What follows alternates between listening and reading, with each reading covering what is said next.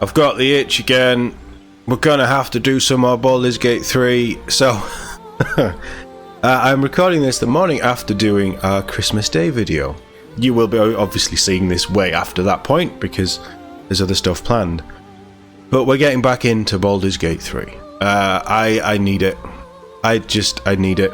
So, couple of confessions first.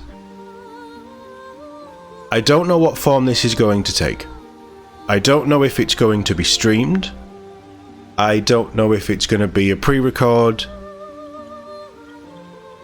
I don't know. I haven't figured that far out yet. But I thought I'd make a character, and I've ended up pressing the record button and seeing how we go. So, I have this character. I'm going to run through the idea. It's not going to be very long, don't worry. Basically, this is just the primer. So, confessions first. I think we might stream it. Confession 1 is now null and void. Confession 2.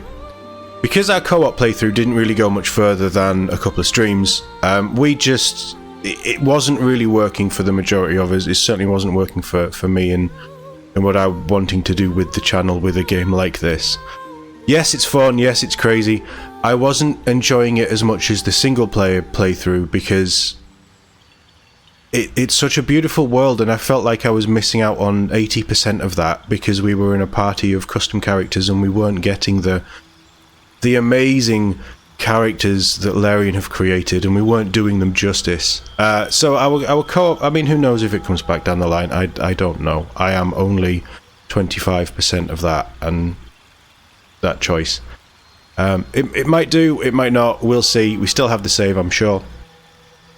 But because the co-op isn't going to progress much further, and I had a really cool Warlock build that I wanted to try out in that's what I'm going to do. I was going to let you guys vote on the class that we take forward. Not all of the ideas, because some of it needs to be me so that I actually enjoy playing what I'm playing. And then I can hopefully put on a show for you guys. But we're going to stick with I can't remember what she was called. The Githyanki build. So it is going to be a Warlock. We're starting off as 1 level Sorcerer. I'm going to run through it now. So first level Sorcerer, then we're going to do some levels in Warlock, and we're going to finish off with some Fighter. Because I want to build my melee Warlock, as close to a Hexblade as I can get that I see in my head, with a few little changes and caveats for this playthrough. Change 1, we are not a Githyanki. Playthrough 2 was always going to be, whenever it happened, it was always going to be the quest to win Karlach's heart. So, because of that, and with a little bit of hindsight in how the game gives you her story and where we finish after our first playthrough, I went Tiefling. I've always wanted to do a Tiefling. I have never really messed around with them. I know that they're different in Baldur's Gate 3. Baldur's Gate 3 character creation is so much different. But in the D&D, like the true D&D material, the source book, they have some really cool little things. And you get a little flair of that with this. But I thought, we'll go Tiefling. They can have that link to the Hells. It might even bring up some really, really interesting character interactions between... I think a Githyanki character could have some fantastic interactions with the world that Larian have made. But I also think that with what we're wanting to do, wooing Karlach, obviously looking out for the Tieflings, because we're not an asshole. Not in this playthrough. Well, who knows? We might get wound up. Things can happen. But because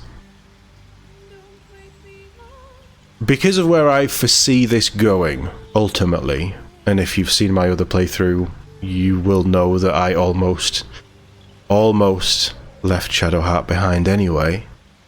I know where the end is. We're playing the journey.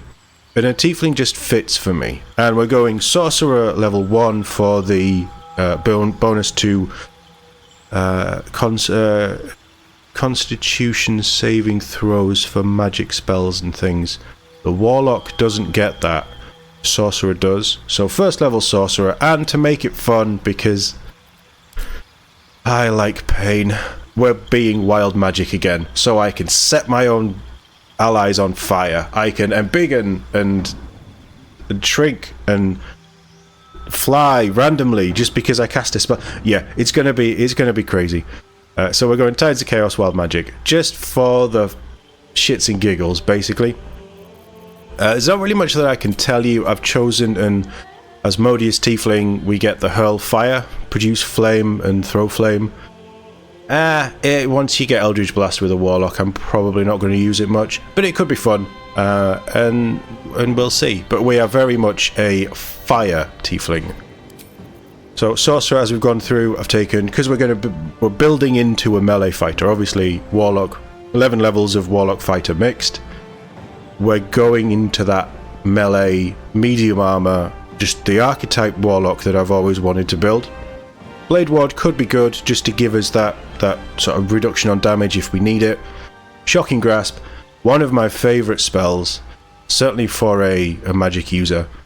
It completely nullifies an enemy's reactions, so you can hit them with that and then move, and you're out the way if you need to get out the way for healing, or you need to intercept another target, or whatever. That's a really fun cantrip. Bone Chill is good. For looking at what we had access to, I'm taking Bone Chill purely because it's nasty against undead, which there's a little bit of, but it prevents characters healing. So if you can get that off on a big character who you're dropping down, they can't heal. That's insane. Minor Illusion. Again, these are all situational because Eldritch Blast is going to be our main cantrip and our main way of damage, probably. But Minor Illusion just sounds like fun. And certainly in the earlier levels, when we're not quite as tanky as I'd want, it might be good just to throw up an illusion to confuse enemies, see what mischief we can get into. Spell-wise, quite straightforward. Shield, because I love Shield. And an extra 5 AC on a melee character, if we can get it to work that way. Yeah, I'm here for it. Absolutely here for it. And Burning Hands, because we're a fiery tiefling. Like, what else are we going to have? So that's a good bit of fun. Everything else is fairly basic. We've gone over Wild Magic.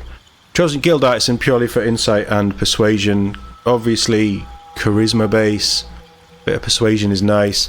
And abilities, they're quite straightforward. We've got a bit of strength. I didn't really want huge negatives, and knowing how TOD played with the negative to intelligence, yeah, I wanted a character with a little bit of intelligence. So we've gone with an 8 on Wisdom, just because Wisdom isn't really going to play into what I'm doing, and I know it senses and intuition, yes. But we have other areas in the party that we will have wisdom. So I've gone with intelligence, memory and mental power. Being a tiefling, being in the hells, they have that little bit of resilience that I think that fits in with the character that we're building here. Con, I've gone for +2. Obviously, if I can boost that with things that I will, but I am looking at potentially more feats than anything else. We are going to have to take a +2 at some point to get our charisma up to 20. Charisma needs to be our highest because that's what we use for both sorcerers and warlocks, and it's going to be our melee sort of stat. So all of our melee weapons and things, once we hit level 6, we'll be running off our charisma, so it just makes sense. Dex, I've gone for 14 straight out the gate. It's nice to have a little bit of agility, reflexes, balance. Obviously, being a swordsman, you're going to have a little bit of ingrained agility and reflexes, and certainly the way that I'm thinking of taking the fighter. The +2 means that wearing medium armor, we still get that +2, which is really nice. And honestly, if I'm not going first in the fight, Todd always went first. Pretty much always went first. Because he was built into Dex. That was his core stat for everything that he did, pretty much. We don't need that for this. That's charisma for us. So that's where we're at. If I want to boost it, if we find items that will boost it, then, you know, maybe, just to get him higher up the turn order. But I am not looking at, for the first time in a long time, I am not looking at a D&D character that focuses on Dex. So this is going to be really different for me. And strength, something needs to be at 10. Yes, it's a +0. Honestly, once you're not using strength for melee weapons, it kind of becomes not quite as necessary to build into. So we've gone 10, we know that there's gauntlets and things and strength potions that we can use to bolster our strength when we need it. But basically, as long as there's no minuses, I'm not going to be falling on my face all the time I try and make a jump. But I don't think that this is going to be our core adventuring character. And you know who has a lot of strength? Karlach. And who's going to be in our party most of the time? Hopefully Karlach. We may need to readjust if she doesn't want to come with us. But hey, he's a lovable guy, right? So that's our character. I haven't given him a name yet. So that will come up later. And I'm not going to show you my dream visitor, because I think that adds a little bit more fun and surprise when we finally do get into this. It's going to be January. I don't know when this video is going to drop, but we are going to be doing this January. And I think we're going to stream it because we had so much fun streaming Baldur's Gate 3 first time round. And this is going to be a different slant, a different playthrough. And it all comes down to the dice. So things will play out differently. And that's where I'm at personally. So yeah, we'll see. This is our character. Name TBC. Certainly not Tav, but TBC. Dream Guardian TBC. And who knows where his adventure will lead him and his companion.